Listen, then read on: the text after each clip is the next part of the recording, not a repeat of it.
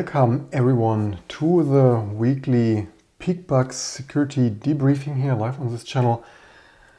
Sorry for the delay, had to do some last minute rescheduling here. So starting this crazy week with Nvidia apparently hit by a major cyber attack that may have completely compromised parts of their business. Certainly a major blow there for Nvidia. We had of course recurring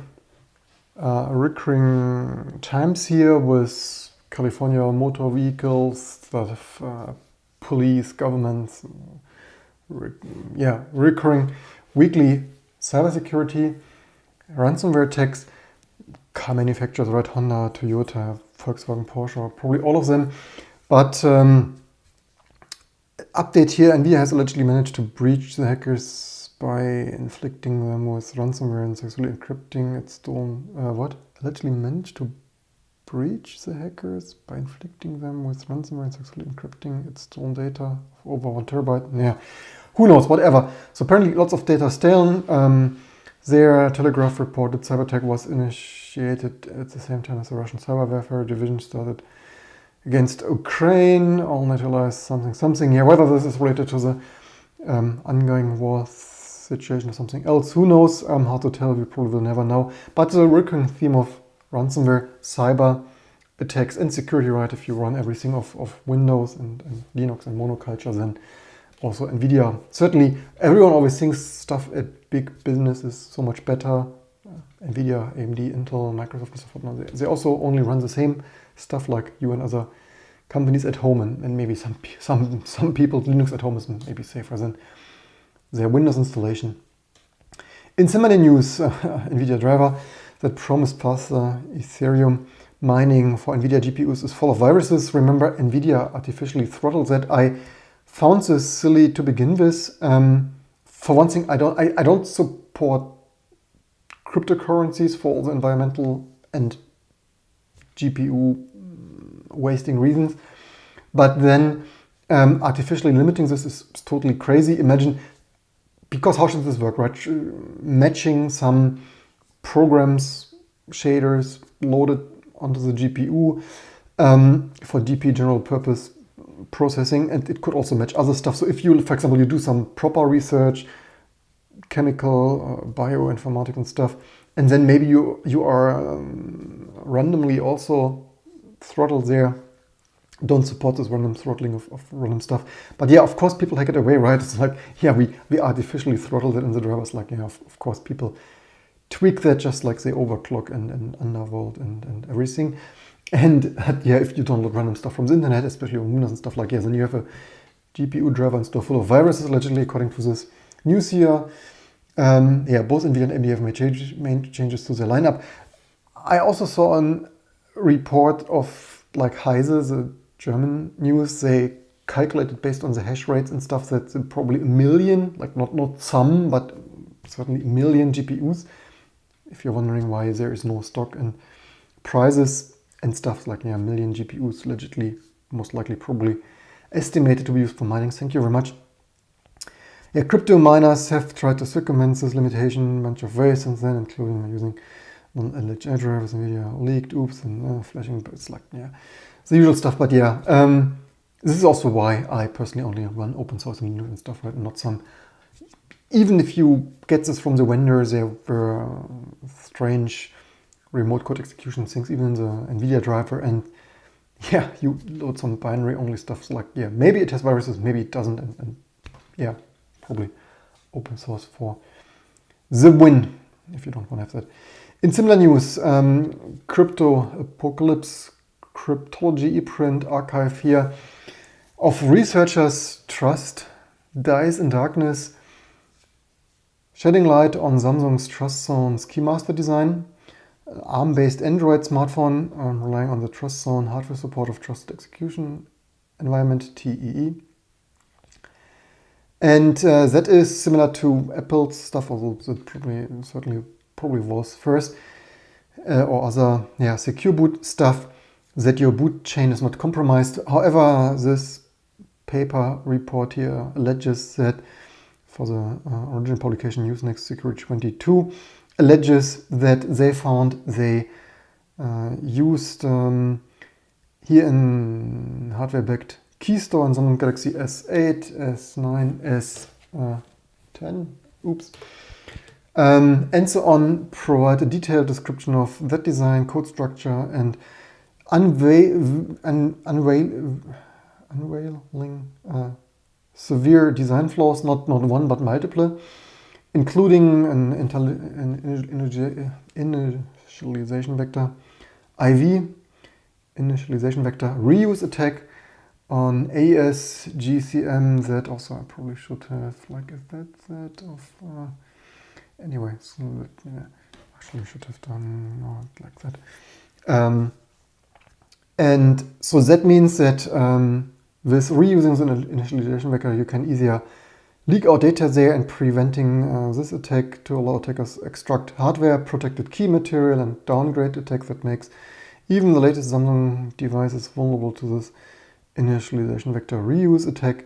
And again, security, if you leave this to some, yeah, even if you leave this to AAA vendors like Intel and AMD, even then they are flawed, but recurrent proof that this is mostly hindering users to installing their own homebrew and custom ROMs, and or in case of Apple certainly, and doing little for real security. And then even Apple, with all the jailbreaks, right? Even Apple, speaking about AAA vendors, usually eventually bugs found allowing people to jailbreak, which is of course a good thing. Just the recurring shout out here that's like, yeah, black boxes, right? If it's not open source, if it's and even if it's open source, it can be full of bugs, but black box security, again, proven to be not the most outstanding. In similar news, Chinese researchers disclose here the BVP47 top tier backdoor of US NSA Equation Gropu. I think alleged by China. Full report there for download. So, and so on, TCP SYN packets and so on. So shadow brokers published 2 patches hacking files claimed by the Equation Gropu. And so they say something, where was it even? Top tier backdoor of NSA Equation Gropu. I think, was it not alleged by? Ah, yes, so this is China, so this is Pangu Lab, alleging that. So apparently, allegedly, shedding some light, top tier backdoor of the NSA Equation Gropu operation. Telescreen over 287 targets in 45 countries affected. Also, yeah, so much, it's always a China, it's always the Russians, like, yeah, NSA Equation Gropu. Lasting for over a decade, small number of infections have been found in the following: Poland, Switzerland, everywhere, something. Yeah. Do we have here BPF-based covert channel, kernel root kit, SE Linux bypass, runtime check, anti-forensics, self-hiding. With self-hiding, they mean stuff like if you, like hiding is Linux kernel, like from statistics APIs, like process list and other checksumming and so on. How this works: attacker, Zinlock, their internet, 443 port, gateway, router, internal server, DMZ. Yeah, you get the ideas.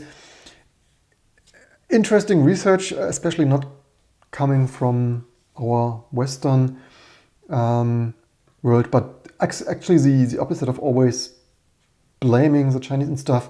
And certainly, as the Snowden papers have long revealed, the major operation of US government. There, as this previous papers also have shown, world leading cyber attack group, generally believed to be affiliated with the National Security Agency of the United States. Judging from the tech tools related to the organization, including BVP47, Equation Gropu is indeed the first cloud hacking group to this well-designed, powerful, and widely adapted network attack abilities, equipped with zero-day vulnerabilities, was unstoppable and also, yeah, so much to antivirus. You have a firewall antivirus, like, yeah, of course, this stuff, it's like not magically matching random stuff, obviously. In similar news, Linux malware attackers are on the rise. Businesses aren't ready for it. Like, yeah, all the previous newscasts here of ours, right? Here, researchers warn cyber criminals are increasingly targeting Linux to deliver ransomware and other malware. Like, yeah, my recurrent criticism, right? We need more secure systems, microkernel, not single address space. A lot of features, in my opinion, a little bit misguided, eBPF, in-kernel JIT, and other such complexities. And the recurring, the only constant is change and refactoring and new features and drivers and stuff, only adding even file system optimizations and stuff, often adding new bugs and security vulnerabilities. And yeah, also additional recurring theme, even if we Windows monoculture, if you only this for or run this for your business, then all businesses are vulnerable at the same time. It's the same vulnerabilities. And similar to Linux servers, right? If the whole internet is run off of Linux servers, then of course at the same time everyone is more or less affected by the same vulnerabilities. In similar news, but Linus Torvalds says, like, prepare to move the Linux kernel to modern C. It's like, yeah, amazing stuff, right? The world is waiting for microkernel or Rust, but the Linux kernel's foundation is ancient C89 standard of C. It's like, of course, it's not entirely true. They're using lots of GNU extensions of the last decade. So, of course, the Linux kernel doesn't compile with a C89 compiler. You need a highly GNU-specific, like LVM Clang and such compiler. But now Torvalds has decided to upgrade to the 2011 standard of more modern. It's like, yeah, doesn't change much, right? It doesn't. It gives you some other initializers and stuff. It's not like it will magically, amazingly improve the code or security. Certainly, you need something way better than C and not single address space and stuff. But as usually, it comes below. However, otherwise, walkthrough of Project Zero Matrix here, too long didn't read. 2021 vendors took an average of 52 days to fix security vulnerabilities. I was like, yeah, there are so many, and often they are also an average, right? So this means report and get a fix 52 days, super long, right? Obviously, Microsoft and Apple and stuff. And sometimes at Apple and Microsoft, bugs are not fixed for years. But at least, yeah, average also means that some bugs are fixed in 10 days and some in 100, right? So that's how averaging works. And this is a significant acceleration from the average of 80 days, however, from 3 years ago. Additional, now below the 90-day deadline, seen drop-off in vendors missing the deadline, and 14-day grace period, 20. Also, differences in the speed fixing this. I think there was somewhere, like, was it Linux of... Yeah, also, yeah, total bugs, right? Apple, Microsoft, Google, Linux, Adobe, Mozilla, Samsung, Oracle, and others. And this is only, yeah, so all are in fact affected, right? I mean, Apple even, like, kind of the most, at least in this statistic, so much to Apple is bug-free and more amazing and stable and secure. It's like, of course not. But also the slowest to fix, right? Fixed by 90 days. Do they have, yeah, average day to fix? Is it sorted? But okay, Oracle is the slowest actually, but they also have fewer issues there. But yeah, 69, or actually Microsoft is slower. I take this back, so much to not having this sorted. But 69 days for Apple, 83 days for Microsoft, and Linux in general, 25 days, so much to the power of open source. Of course, if you have dozens of companies and thousands of engineers working on this, to no surprise, the multitude of bugs. I think this must be some major bug. What is it even? Because Linux obviously has way more bugs than this, so this must be like major something, whatever. Major critical security vulnerabilities. Anyway, at least of all the bugs, also it's the Linux kernel, so certainly Apple is like in total of probably more frameworks and so on bugs than comparing apples and oranges. But as a company and project overall, yeah, at least Linux is faster at fixing the bugs, but it's probably to no one's surprise. In similar news, exclusive there in German, I translate doesn't matter too much. The most like is the next failing recurring theme is the next failing Mozilla project. New premium offer allegedly for developers Mozilla apparently prepares a new premium offer for web developers to start in March. And they want to, I mean, of course, it's the usual thing, right? Mozilla's influence is declining, influence and market share. They need new ways to make money, and of course, they always try the least plausible and least profitable ideas of MDN Plus. Developers should pay for documentation. It's like, seriously, since when did developers ever love to pay for documentation and not like freaking Google it and stuff? But yeah, open web documentation you should pay. That's completely crazy. In my opinion, I have no idea what the Mozilla developers management is paid for. So yeah, they have their free, previously in web docs, Mozilla Developer Network. Probably everyone uses this of HTML, CSS, and JavaScript. But this also should remain free. But additionally, something. So what do they know already? They researched that, and yeah, additional content, features. Yeah, use it offline. I mean, seriously, nowadays you need Rust and Cargo and stuff, and web development, right? Who is developing web? This is like crazy. You can use it offline. It's like, yes, web developers were looking for offline documentation. Anyway, this is so crazy, yeah. $10 per month. I mean, seriously, lots of fans of a free open web would probably rather donate some $10 a month or a year or something for still a high performance browser than the few developers would want to pay for that. I have no idea. Well, raise your hand. Will more than one their friends and family developers sign up for this stuff? I have my doubts. In recurring news, Apple's AirTags continue to building stays stealth. AirTags, I think we mentioned this. AirTags used massively for stalking people, tracking people on cars. The biggest security nightmare. Who would not have thought about this kind of stuff? Where I wonder what was Apple thinking, right? So much to the user.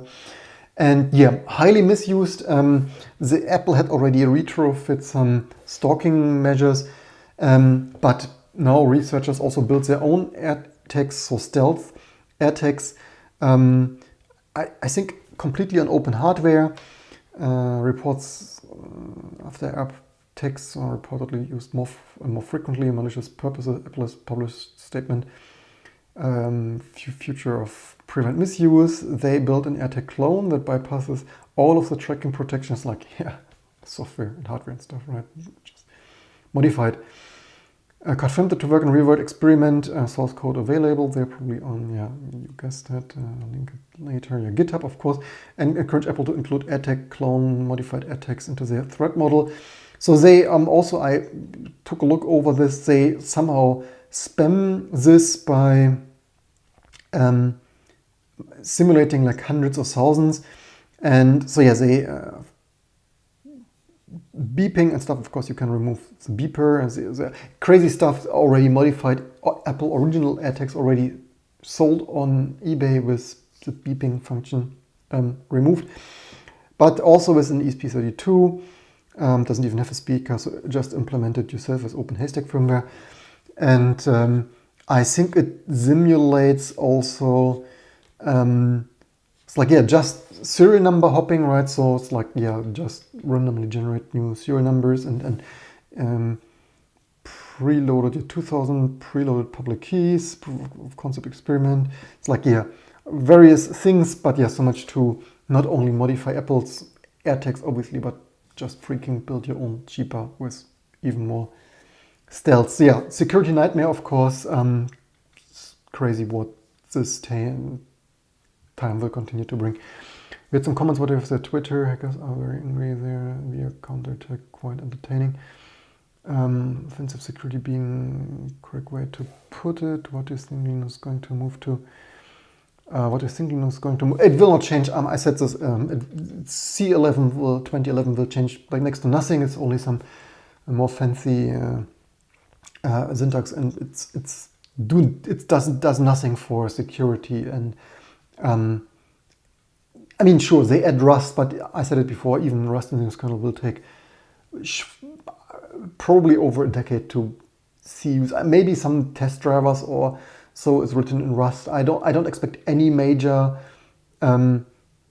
first-class dependency subsystem of any kind sort being written in Rust.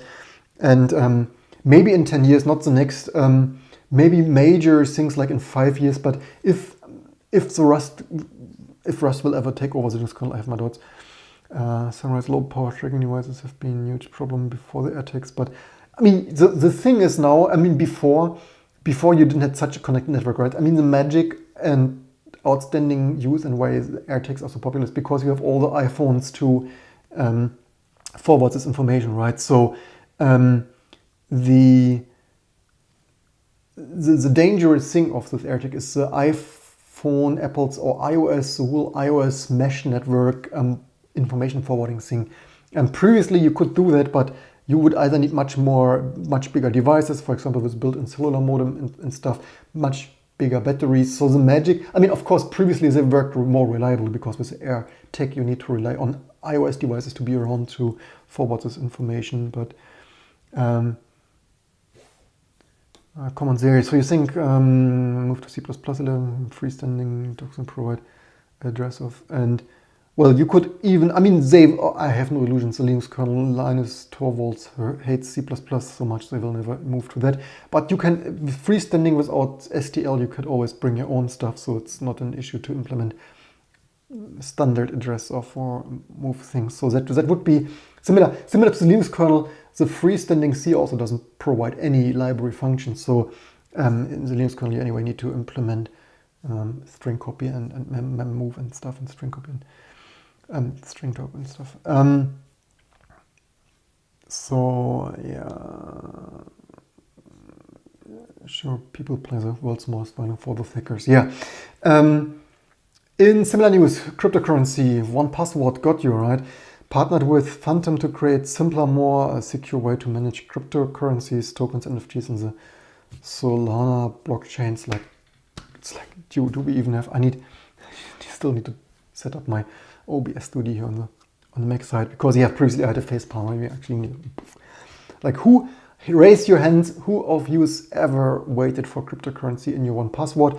Especially with people more and more realizing that it's mostly a permit scam and environmentally wasting permit scam, not used for anything. And it's like, yeah, people certainly were outraged. Lots of people like, yeah, whoever asked for this, and can you recommend alternatives similar to Mozilla Firefox, of what could you possibly go wrong? Yeah, 1Password, you had one job, and cryptocurrency and NFTs were none of them. So yeah, good luck with upsetting your user base and people moving on to, I think previously they had rewritten their code from version 1 to 2 or whatever the version were to now being a Electron app, and people already previously outraged, like now it's large and slow and stuff, the recurring issues of Electron apps because it's web browser, glorified web browser anyway.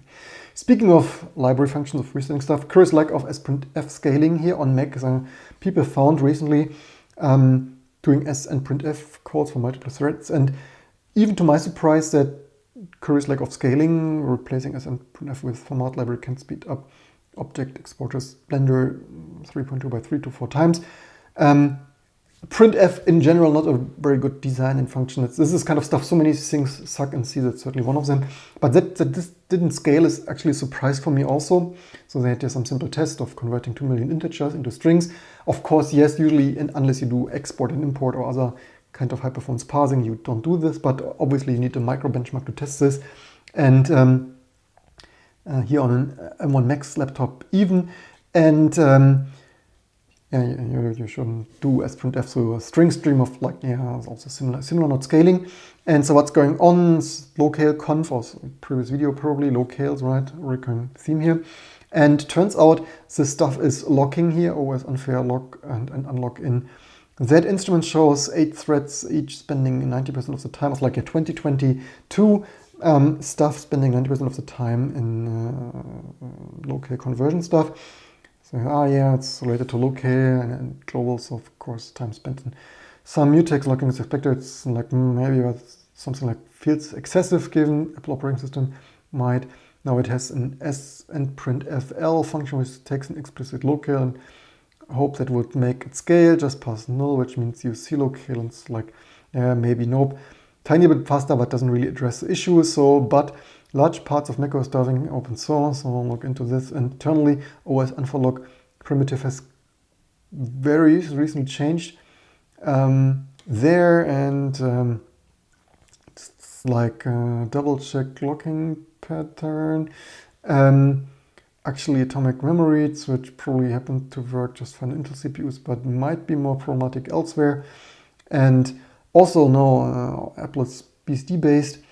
So let's check what other BSD systems doing. So FreeBSD doesn't have any mutexes there, and before 2012 December was even checking a Flex, and then Flex was changed to use atomic operations. And OpenBSD does not have any atomic mutex at all, so it has something have changed, like it's not even per local, it's using a global variable. So yeah, YOLO, recurring theme, yeah, like just YOLO, it's also an OpenBSD, totally not bug free.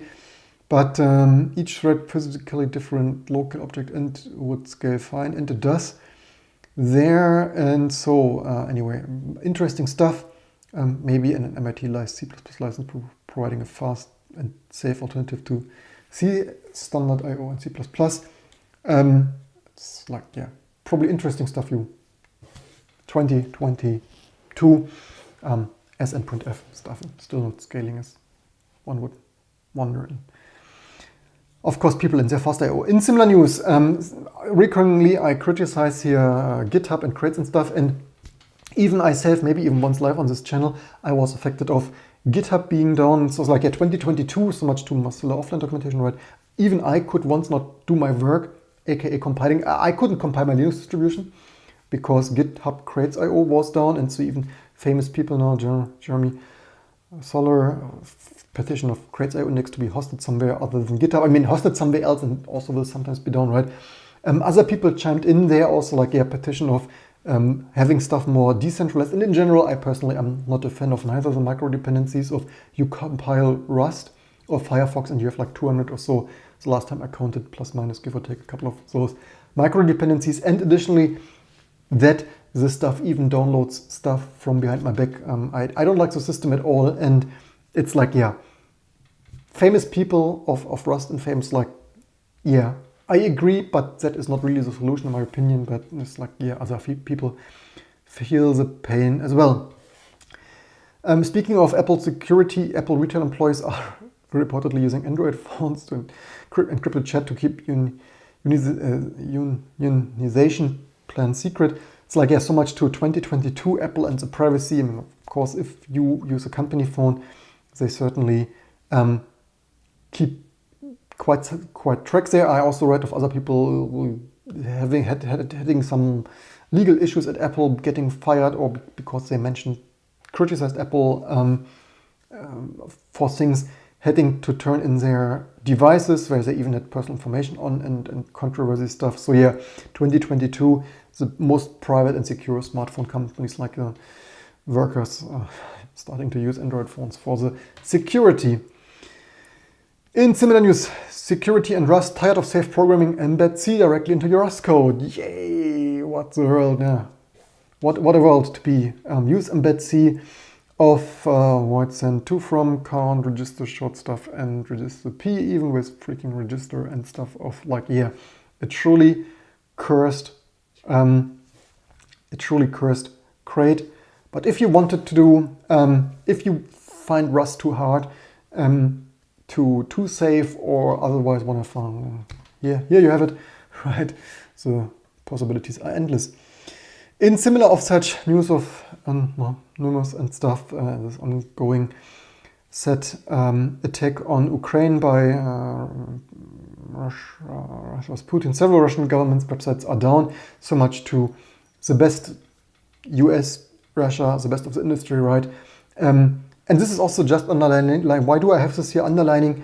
It's like, yeah, the Russians hack everything, the Chinese hack everything, the USA hack everything, and everyone thinks the system are secure, and of course they are not, but I recurrently shout out here. And it's like, yeah, the best hackers still don't have secure websites, right? I'm not even saying, maybe I should actually put money where my mouth is and run my websites on something else in Linux. Not that they get hacked eventually, sooner or later. But yeah, there you have that.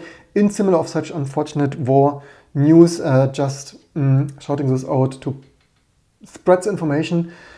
Here someone says, I of course can't confirm whether this is legit or not, but it sounds plausible, it makes sense.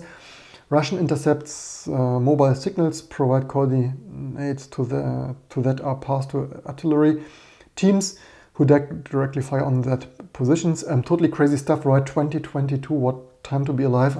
Previous video, right? Extremely sad times, but the more I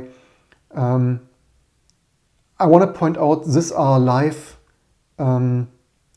life-saving tips, right? And not only pointing out what is secure, nothing is secure. What is insecure and what is hacked, but also what can you do, right? So it's also, dear journalists, if you're in contact in war zones, not only Ukraine but also Afghanistan, Iraq previously, or wherever the USA is currently bombing around, but certainly also currently in Ukraine. Like journalists, right? And this is also what people underestimate and forget, right? And truth be told, if this tweet wouldn't scroll through my doom scrolling, I would probably not even have thought about this, but it sounds totally plausible, and certainly in our news show here, an extremely, maybe I should have even had this as number one tip, maybe I should even post this independently. It's like, yeah, if you travel around in Ukraine, even in Russia, like if you visit Edward Snowden, right, or other, like Navalny, if he's currently not in prison and stuff, like freaking switch off your telephone, maybe even have a phone where you can take out the battery, because some modern phones, like even the iPhones, are not necessarily fully switched off and still might retain some connectivity, especially if they are hacked, right? Even if you have an Android phone that you know should be fully off, when it looks off, you might be compromised, right? Like traveling to China, I had multiple people, even in Taiwan. So last time I had a friend in Taiwan, I mean, I personally was in Taiwan 5 or 6 times. I had a friend going there like 2 years ago or so, and he said, it's crazy, René, could it be, do you think like the Chinese hack these phones and stuff? Because when they arrived to Taiwan, the iPhone was always hot, right? The battery ran down in 3 to 4 hours and the iPhone was always hot. It's like, I don't know, maybe, I mean, it certainly sounds like that. Not sure why they would specifically hack people now, but maybe they do. I mean, this is a crazy thing, right? That you fly somewhere, and especially like border control, even in the USA, not even want to only blame it China and so on, but yeah, switch off the stuff. And this also, if you are a journalist, don't travel with like a fancy iPhone, get something where you can take out the battery, right? Even if it's less snappy and pretty and stuff, like a Pine phone or a Fairphone or something where you can take out the battery and like Edward Snowden style, put it in aluminum foil and into a microwave and stuff additionally after taking out the battery. And certainly if you travel a country, do this long before that, right? Like not only if you arrive there 5 minutes earlier, it's like, no, like 5 hours before that. And also, what else did I want to say? Was it mostly everything? But yeah, people forget, right? And get people killed. Also, it is, if this is true, it certainly sounds plausible, unfortunately for this crazy times we live in. This is of course extremely cruel, right? I mean, this is totally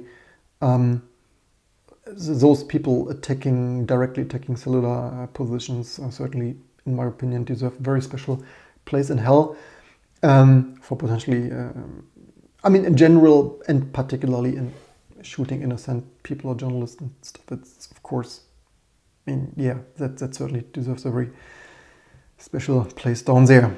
In other crazy news, totally different, but rounding this up a little bit with something more wide.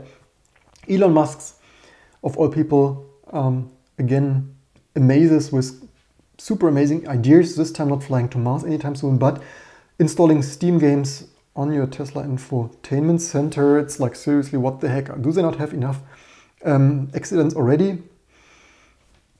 Now with car more powerful AMD GPUs, but yeah, do they not have enough accidents already of people? I think one major accident, partially half self-driving or so accident in California, I think, was allegedly while looking some video there, of course illegal. You should not watch movie alone. Maybe was it on the back seat, something crazy. I remember one, but yeah, this is just from memory. But certainly there were crazy accidents of no driver, or it could also be it looks post-mortem, it looked like no driver. Could also be he wasn't, I don't know.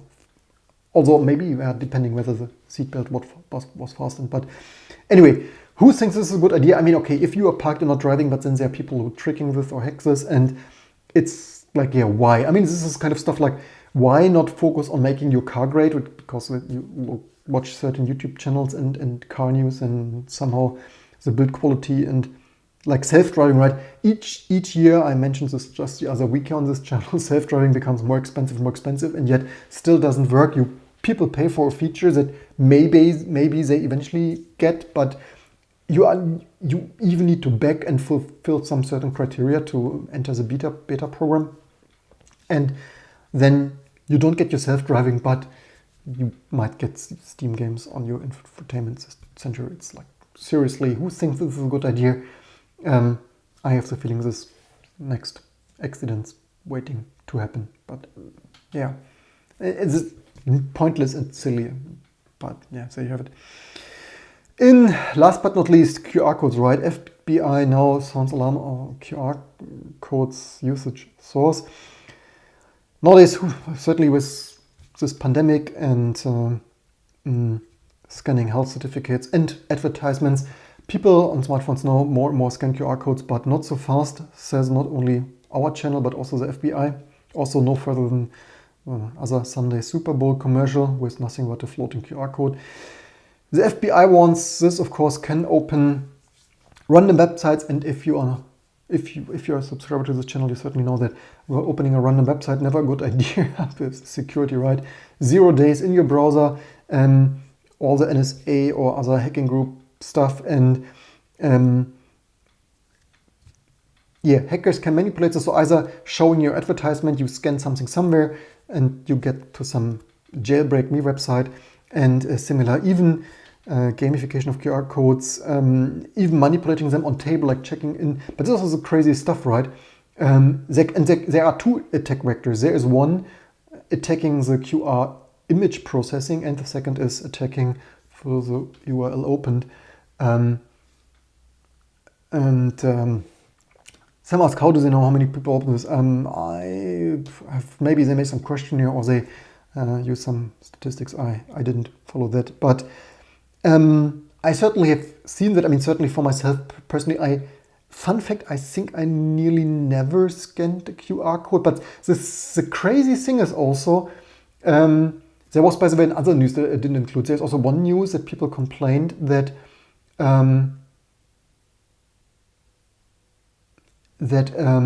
people complained that the artificial intelligence beauty optimization or so can modify QR codes, right? Maybe I should have actually included that. But so that was on some major German website. So you make a photo, and the AI processing of Android, I think, can sometimes modify the picture so that the QR code becomes another one, right? Crazy stuff. Plus, the crazy thing is, and maybe I hope this can be disabled. Actually, I should disable this. I noticed that nowadays, sometimes I accidentally scanned a QR code. I made a photo of something of the family, of the landscape, and then there was somewhere a QR code on some advertisement.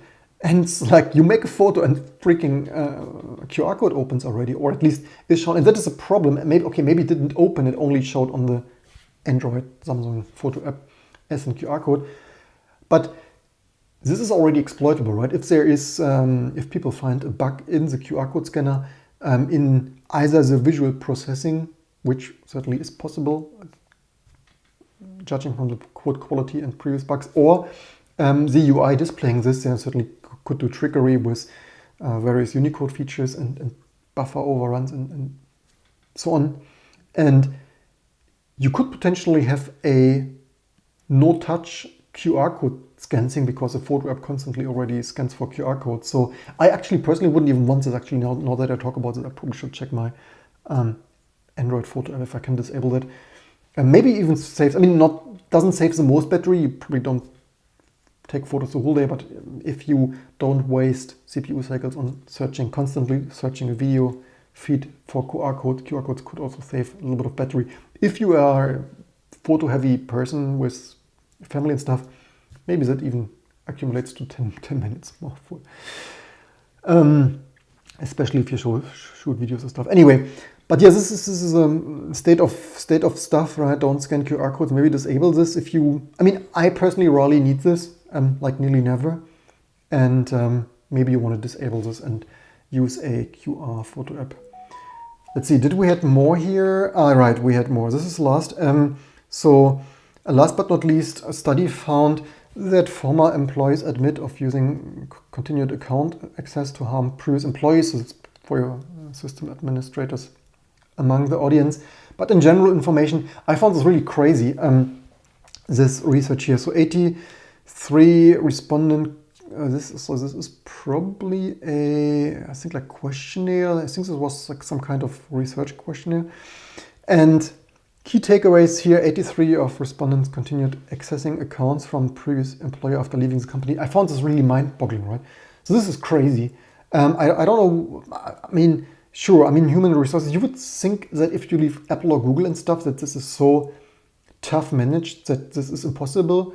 Maybe at less tech-savvy companies, think Volkswagen or some government, but that this is even possible, that 83% of the respondents of this questionnaire continue to access accounts from their previous employer is mind-boggling. This is a crazy high number. I would have maybe expected 8%, but 83 freaking percent. This is out of another world. If you work in this, you probably want to check your accounts and automate this process and stuff. 56% even respondents say they had used that continued digital access to harm the former employees. This is more than half, right? Certainly if in America, I understand the hire and fire stuff is much more significant than in Germany, for example. In Germany, people are not as frequently hired and fired on a weekly basis. Maybe this is, I didn't check which countries they questionnaire. This could be potentially highly country specific, obviously. Maybe the more frequent you hire and fire, the bigger the problem is, and maybe with surrounding quality, in general quality and work methods, but these are crazy numbers, right? They're basically a magnitude higher than I would expect it, especially like over half. This already 83, but 56%, it's like freaking harm the former employer. And seriously, what the heck? 24 respondents admitted to intentionally keep a password after leaving the company. So not only accidentally of checking does it even freaking work? 4% responded to admittedly intentionally keeping the password after leaving the company. It's like, what the heck? This is a quarter, right? For those who are not as good in percent numbers, it's like a freaking quarter of people. 74% of employers have been negatively impacted by an employer breaching the digital security, which obviously are all, I don't know if this is a fluke. If I hear also United States, so actually they have this by country. So I didn't even, as per usual, busy days. As expected, I expected this to be different by country. Certainly, United States, everyone probably knows that all the hire and fire and 2 jobs or more and stuff, especially in low paid jobs. UK already less, and Ireland even less. Didn't have a German number. I would probably expect this to be potentially even lower, not because we Germans are better, but just because, as I said, the hire and fire mentality is a little bit different in Germany, and at least certainly we adapt everything from the US, so certainly we are trailing the trend by a decade or two, so in 10 or 20 years probably things are maybe reaching this US levels of always following their latest and greatest management styles. Anyway, crazy numbers. If you work in this kind of administration, is probably something you want to keep an eye on. Let's check. So last comment. So that's basically it for this week. Leave in the comments below. Was it interesting? Do you have more information? If you have other outstanding stuff, always drop me an email or YouTube comment or Discord message there. Let's take one quick look there. Anthony writes, Pixel comes up as something to click. Yeah, on my, as I said, on my Samsung, Android, whatever, comes also. But I mean, you can also sometimes accidentally tap it, right? You want to tap there for focus and stuff, and then then you tap or zoom, focus or zoom, and then this URL just pops up there. But yeah, as I said, don't make a mistake, right? This could still, if there are bugs in the UI, a real attacker, like state level attacker or stuff, could potentially even make this exploit the UI and or the decoder, the image DSP or the UI and make this a potential auto loading stuff. Companies with resources of Google and Apple have horrible systems for managing employee access. They rather install and pay for spyware. Can do much more. Company hard, always much. Run one of terminating an employee. Limits their access if they give them 2 weeks. Limit their access if they give their 2 weeks. If you're firing them, you hold them conference space until their account is disabled. All the passwords before leaving the conference room. Yeah, something like this. If and I mean, and certainly have a procedure, right? There must be some human research automatic procedure of disabling the account, obviously, right? Anyway, that's it for today. As usual, I think, yeah, 45 minutes. I hope you learned something. As always, leave in the comments below and share, like, and subscribe. Also for me to give me some feedback how valuable this is. Is this a good time spent newscasting here on this channel for you to learn something or to get a better understanding of the state of the world. Otherwise, I wish you a happy and healthy weekend, certainly for Ukraine to reach peace again with this Russian aggressions. And otherwise, I hope to see you soon for the next videos and live streams to come.